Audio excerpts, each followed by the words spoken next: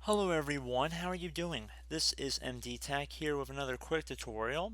In today's tutorial, I'm going to show you guys how to see how much free hard disk space you have on your Windows computer.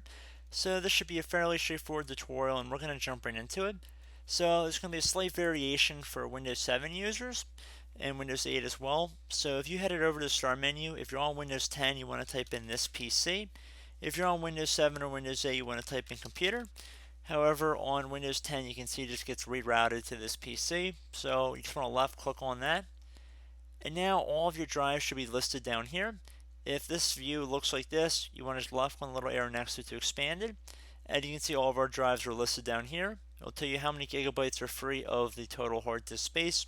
If you wanted to have a visual of it, you could just right click on it and then left click on properties down at the bottom of the menu. And this will give you a graphic as to exactly how much is being used up if you want more of a visual representation of it. And that's pretty much it, guys.